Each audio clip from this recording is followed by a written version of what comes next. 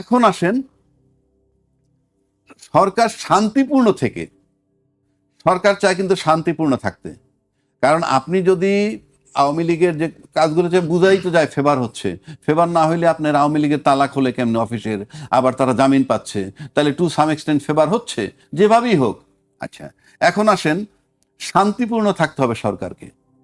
কারণ আপনি যদি সরকার টালমাটাল অবস্থায় চলে যায় তাহলে তো স্মুথলি কাজগুলো করতে পারবেন। আপনি দেখেন নির্বাচনের কিছুদিন আগে থেকে, বিশেষ করে তারেক রহমান সাহেব আসার পর থেকেই কিন্তু আওয়ামী লীগের যে খণ্ড খণ্ড ঝটিকা মিছিল টিছিল হইতো তা নাই, এবং এখন তো নাই। কারণ কি? ইট ইজ এনশিওর যে কিপ সাইলেন্ট, দেখা যাক কি করা যায়। কারণ নির্বাচনের আগেও প্রতিশ্রুতি দেওয়া হয়েছে, আমরা ক্ষমতায় গেলে আপনাদেরকে দেখব, আপনাদের বিষয়গুলো আমরা দেখব, বলা হয়েছে।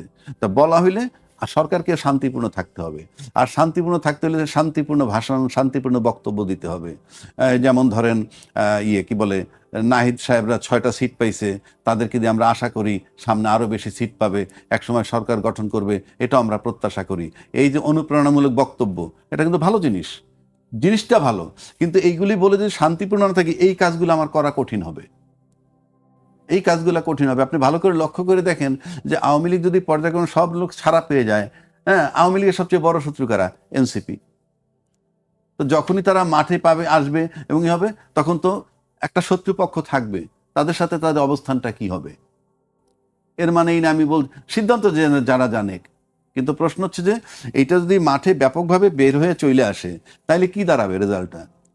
আওয়ামী লীগের শত্রুপক্ষে এনসিপি, কোনো ডাউট নাই এতে। শুধু এককভাবে এনসিপি নাকি অন্য কোনো আরো দল আছে? আর কোনো দল এই মুহূর্তে তার শত্রু নাই। আর জামাত তো তাদের সবসময় তারা শত্রু বলে। অন্য কোনো দল নাই কেন? তারা একবার বলছে আন্দোলনে ছিলাম, আবার একটা সময় বলছে আমরা আন্দোলনে নাই। এবং রাষ্ট্রপতি সম্প্রতি ক্লিয়ার করে দিছে যে আমাকে টিকিয়ে রাখছে, আমি সাংবিধানিক ধারাবাহিকতা বজায় রাখার জন্য যারা আমাকে হেল্প করছে সেটা হলো বিএনপি এবং আর্মি। তার মানে বিএনপির ব্যাপারে সে ক্লিয়ার করে দিল যে জুলাই আন্দোলনের সাথে তারা সক্রিয় না, সোজা হিসাব। তাহলে একমাত্র শত্রু এনসিপি আমার বিবেচনায়, এবং রাষ্ট্রপতি সেটা এস্টাবলিশ করে দিলেন। তো সেক্ষেত্রে তাদেরই চিন্তার বিষয়। এটা সামনে কি হবে আমরা জানি না। এখনো তো আপনার স্লো দেখতেছেন। এই এখন যদি বদিউজ্জামান মুক্তি পেয়েছে, ফর এক্সাম্পল, জামিনে মুক্তি পেয়েছে, সে কিন্তু মাদক সম্রাট। আমরা আবার একদিকে কিন্তু মাদক দমাই, এটা ভালো কাজ। আপনি মাদক যাতে না থাকে ভিতরে, মাদক নিয়ন্ত্রণ করবেন, কেউ মাদক সেবন না করে, সব ঠিক আছে। কিন্তু পাইলে তাদেরকে ধরবেন, কারো কাছে মাদক পাইলে। তো বদি তো মাদকের সম্রাট ছিল, সে জামিনটা পেল কি জন্যে? কথার কথা বলছি।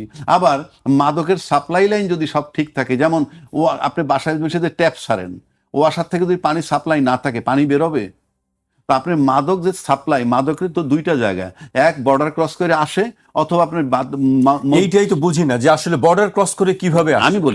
আমি বলছি হয় বর্ডার ক্রস করে আসবে, আর না আপনি নিজ উৎপত্তি করবেন। আর তো কোনো রাস্তা নাই। আসার তো জায়গা দুইটা, আসার তো ওয়ে দুইটা। একটা হলো নিজের দেশে বানাবেন, আর একটা বাইরে থেকে, আর একটা বাইরে আসবে, এই এছাড়া তো উপায় নাই। তো সেইগুলা কন্ট্রোল করার দায়িত্ব কার?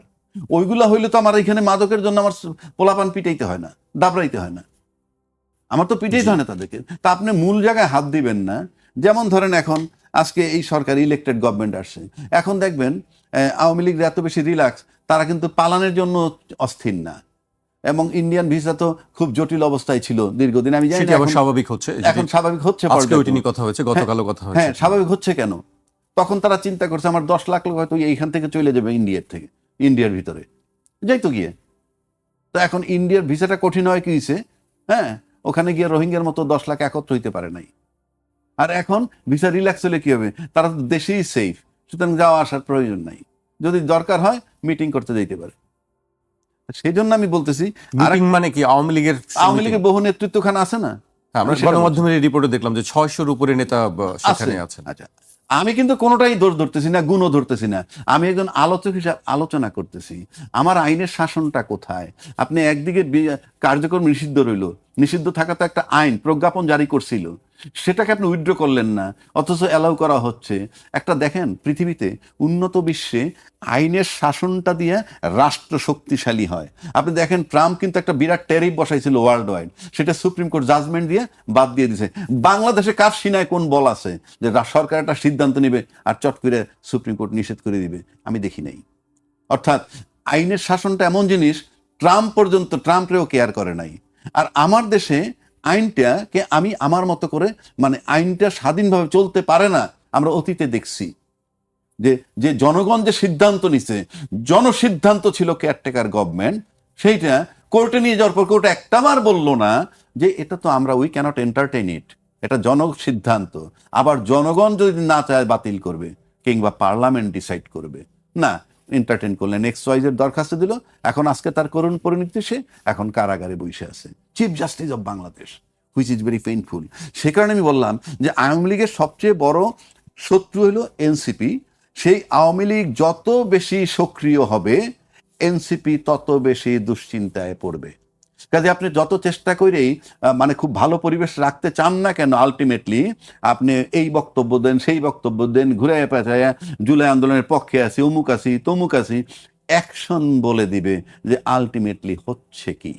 কারণ আবার আওয়ামী লীগ আবার আওয়ামী লীগ কিন্তু আবার বিএনপিকেও ব্ল্যাকমেইল করতে পারে। কেন আমি বলি, সেটা কিভাবে? আমার ধারণার কথা বলছি। কারণ বিএনপি ক্ষমতায় আছে, বিএনপি ক্ষমতায় আছে, এই যে কার্যক্রম নিষিদ্ধ হওয়া সত্ত্বেও তারা যে ফ্ল্যাগ উড়াইতে পারতেছে, ইয়ে করতে পারতেছে, তার মানে কি এইটা সরকার ছাড় দিতেছে। ছাড় না দিলে আলটিমেটলি যদি কখনো আন্দোলনের পর্যায়ে চলে আসে তারা, তখন কিন্তু তারা এদের বিরুদ্ধে আন্দোলন করবে। কি নিয়ে আন্দোলন করবে? আমাদেরকে নির্বাচন থেকে বাদ দেওয়া হয়েছে, আমরা নির্বাচন, মানে ইনক্লুসিভ নির্বাচন করা হয় নাই, যারা দোষী ছিল কিংবা যারাদের কাগজে পত্রের নাম ছিল তারা থাকুক বাদ, কিন্তু আমাদেরকে নির্বাচন করতে দেওয়া হয় নাই। 25%, 30% ভোটারকে মাইন্ড, এই ইস্যুগুলো আসবে। সুতরাং এই ইস্যুগুলোও যাতে না আসে, সুতরাং আওয়ামী লীগকে ছাড় দিতেই হবে ক্ষমতাসীন সরকারের, যদি সরকারে খুব সুন্দরভাবে সার্ভাইভ করতে হয়। এনসিপিকে ব্যালেন্স করতে হবে, আওয়ামী লীগকে ব্যালেন্স করতে হবে। এটা আভ্যন্তরীণ, এক্সটার্নালটা আমার দরকার নাই, আভ্যন্তরীণ এই জটিলতা। সুতরাং আমার কাছে মনে হয় সরকারকে খুব শান্ত মস্তিষ্কে, ধীরে সুস্থে সবার সাথে ব্যালেন্স করে পা বাড়াইতে হবে সামনের দিকে। জি, ধন্যবাদ আপনাকে রাজদিকি ভাই এবং দর্শক শ্রোতা। দেখেন, আমি বরাবর থেকে বলছি, একটা গণতন্ত্র যদি আমরা চাই, গণতান্ত্রিক দেশে একটা রাজনৈতিক দল আরেকটি রাজনৈতিক দলকে নিষিদ্ধ চাইতে পারবে না, তার জন্য আইনি প্রক্রিয়া আছে। হ্যাঁ, আওয়ামী লীগ ফ্যাসিবাদের আচরণ করেছে, গুম খুন অনেক কিছু করেছে, তার জন্য কোর্ট আছে, ট্রাইব্যুনাল আছে, সেখানে বিচার হতে পারতো। কিন্তু এক্সিকিউটিভ অর্ডারে নিষিদ্ধ করার পক্ষে আমি না। যেমন জামাতকে নিষিদ্ধ করেছে না, এক্সিকিউটিভ অর্ডারে নিষিদ্ধ করেছিল না, নিষিদ্ধ করেছিল, জামাত তো বড়সড় হয়ে গেছে। এবং আওয়ামী লীগকে এই নিষিদ্ধ করার কারণেই বড়সড় হচ্ছে। এবং জামাতকে, বিএনপিকে অনেকে মনে করে যে সব পালিয়ে গেছে, উপরের সব নেতা পালিয়ে গেছে। আপনি হিসেব করে দেখেন, জরিপ করে দেখেন, আওয়ামী লীগের সমর্থক বেড়েছে বলে কমে নাই, বেড়েছে ছাড়া কমে নাই। সুতরাং এখন তো তারা চেষ্টা করবে, একটা নির্বাচিত সরকার দেশে আসছে, এখন তো তারা যেহেতু বড় সংগঠন, তাদের সমর্থক আছে, হ্যাঁ, যারা চুরি টুরি করছে তারা তো সব পালিয়ে গেছে, হ্যাঁ, তাদের তো এই সরকার বিচার করতেছে, এটা ঠিক আছে, বিচার নির্বাচন এগুলো তো বলা হয়েছে। তা আওয়ামী লীগের যে ধরেন, আমি বলবো যে তালা খোলা হচ্ছে, সেখানে ইলেকশনের সময় জামাত এবং বিএনপি তাদের ভোট পাওয়ার জন্যে সবাই তো চেষ্টা করেছে, সবাই সব জায়গায় বলেছে, তাদের নিরাপত্তার আশ্বাস দিয়েছে, পূজা হয়েছে, হিন্দুদের পূজাতে গেছে, পূজা অর্চনা করেছে, সেখানে পূজার সব মন্ত্র পড়েছে, সবই তো করেছে। তো সুতরাং এখন শেষ মুহূর্তে এসে যদি তারা অফিসের তালা খোলে, তারা তো ইলেকশনের সময় এক একজন এক এক প্রতিশ্রুতি দিয়েছে, এখন তালা খুলতেছে। আমার কথা হলো, আমাদের প্রেস ক্লাবে তো সাংবাদিক গ্রুপ ফুটপাতের সামনে মিটিং করেছে, হ্যাঁ, মিটিং করেছে। তো এখন যেখানে যেখানে আওয়ামী লীগের সমর্থক আছে তারা চেষ্টা করতেছে। এখন ধরেন আবার কোর্টে যে বলা হচ্ছে, কোর্টের থেকে জামিন পাচ্ছে, জামিন কিন্তু পাইতে পারে, জামিন পাইতে পারে, কেসের যদি মেরিট না থাকে জামিন পাইতে পারে। যেমন ধরেন রাজদিকি ভাই সুপ্রিম কোর্টের অ্যাডভোকেট, আপনার একসময় আলোচনায় আসলো যে নির্দোষ লোক দিয়ে আওয়ামী লীগ পুনর্গঠন হবে। তখন ওই নারায়ণগঞ্জের মেয়র ছিল আইভি, তার বিরুদ্ধে ঘাপাঘাপ কয়েকটা মামলা হলো এবং খুনের মামলাও দেওয়া হলো। আপনি বলেন তো, শামীম ওসমানের বিরুদ্ধে সবসময় সে আন্দোলন করে গেছে, সে কোনো খুন করেছে মনে হয়, বিশ্বাস হয়? আপনার সেই মামলা কি করে টিকবে বলেন? এরকম তো অনেক মামলাই আছে, মিথ্যা মামলা, বিশেষ করে বদি সবাই জানে, কথা বলা হয়। বদি জানে, সবাই ইয়াবা সম্রাট, এমনকি আওয়ামী লীগও তাকে অন করে নেই, আওয়ামী লীগও তার পরিবর্তে তার ওয়াইফকে নমিনেশন দিছে। হ্যাঁ, সেই বদিকে আপনি তো ইয়াবা সম্রাট হিসেবে কেস করতে পারতেন, বা করলেও তাকে আটকায় রাখতে পারতেন, আর তাকে খুনের মামলা দিলেন কেন? তো সুতরাং এগুলো তো যাবেই। সুনির্দিষ্ট অভিযোগের ভিত্তিতে মামলা। যে আমার বিষয়- কথা হলো, কোর্টের ব্যাপারে যদি সুনির্দিষ্ট অভিযোগ না থাকে, নন ভেলেবল পয়েন্ট না থাকে, তাহলে তো কোর্ট ছেড়ে দেবেই, বাধ্য। আইনের শাসন চাই, সুশাসন চাই। একজন বেল পাইলে কান্না করবো কিভাবে, যদি আইনের কেসের মেরিট না থাকে? আমি এই দুজনের খবর জানি, আরও যারা বেল পাচ্ছে, এবং এই সরকারেরও তো সালাউদ্দিন সাহেবও বলছে না, অনেক কেসের মেরিট নাই, উড্ড করতেছে, 10-12 মামলা, অভিযোগ উড্ড করতেছে, মামলাগুলো যাচাই বাছাই করার কথা যাচাই তিনি বাছাই করা বলেছেন। হচ্ছে। এটা তো কারণ এই সরকার যাকে ধরে ঢোকে আর বেরোয় না। আপনি দেখেন তো, প্রায় 200-র উপরে, প্রায় 200 সাংবাদিক গ্রেপ্তার করেছে। বলেন তো দেখি, একটা সাংবাদিক বেল পায় না, একটা সাংবাদিক শুধু পান্না বেল পাইছে, আর সব ঢোকে, কেউ বেরোয় নেই। আবার সাংবাদিকদের ভিতরে কেউ ফৌজদারি অপরাধের ঊর্ধ্বে না, তারা দোষ করলে হিয়ারিং এ যাক, বিচার করেন, জেল দেন, ফাঁসি দেন, সমস্যা নাই, ফৌজদারি অপরাধ যদি করে থাকে। কিন্তু আপনি এই যে আনিস আলমগীর সর্বশেষ গ্রেপ্তার হয়েছে, তাকে কেস ছাড়া গ্রেপ্তার করছেন, সে টকশোতে কথা সহ্য হয় নাই, গ্রেপ্তার করছেন, এই তো কথা। তো আমার কথা হচ্ছে যে ফৌজদারি অপরাধের বাইরে এই যে জেলখানায় ঢুকায় রাখছেন সাংবাদিক, ফেসিবাদের দোষর করে পেশ করে মেম্বারশিপ খাইয়ে দিয়েছেন, এগুলো থাকবে? আইনে টিকবে? আপনি এখন বেল দিলেই করবেন যে এই আওয়ামী লীগের সব সমর্থক ছেড়ে দিচ্ছে।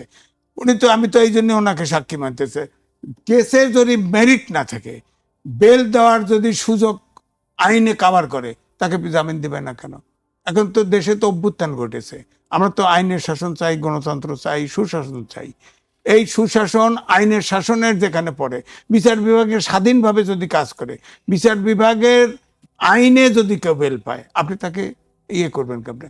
ধরেন এই যে হিল ট্যাক্সে প্রদীপ মেজর সিনহাকে হত্যা করেছে, তার বিচার হচ্ছে না, ফাঁসি হচ্ছে না। এখন সে যদি বেল পায়, প্রশ্ন উঠবে, সারা দেশে ধাউ ধাউ করে আগুন জ্বলে উঠবে, তাকে কেমনে বেল দিবে, জামিন দিবে? তার কেমনে জামিন মওকুফ করবে?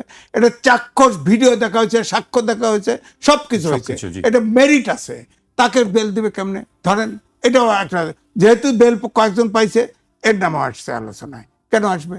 সব তার তো আপনার চাক্ষুষ মেরিন ড্রাইভে গুলি করে মেরে ফেলছে মেজর, এবং ওই তাকে যদি ছেড়ে দেওয়া হয় বা বেল দেওয়া হয়, এটা তো অনেক জায়গাও নড়ে উঠবে, অনেক জায়গা নড়ে উঠবে সমাজের। এটা সে প্রদীপ পাইতে পারে না। এটা আমি বিচারকও না, আমি উকিলও না, আমিও বুঝি তাকে ছেড়ে দেওয়ার কোনো সুযোগ কোর্টের নাই। এরকম যদি ঘটনা ঘটে যে দিব্যি অপরাধ করছে, তাকে বেল দিছে, তখন প্রশ্ন। কিন্তু এই সরকার তো অনেককে যাকে খুশি ধরছে, যাকে খুশি ধরছে। আপনি দেখেন, সাংবাদিকদের পৃথিবীতে নজর দেখাতে গত পারবেন। সরকারের কথা, অন্তর্বর্তী সরকারের এই কথা অন্তর্বর্তী বলছেন। সরকার। জি। বলেন, আপনি পৃথিবীতে একটা নজির দেখাতে পারবেন যে সাংবাদিকদের, সব সাংবাদিকের অ্যাক্রিডিটেশন কার্ড বাতিল করে দিছে? এই সরকার তো দিছে। এরকম তো কোনো আইন মানে নাই, কোনো আইন মানে নাই। যারে খুশি ধরছে তার সুবিধাতে, যারে খুশি ছাড়ে না, ধরলে আর ছাড়ে না। জি, আজিজ ভাই, আপনার কাছে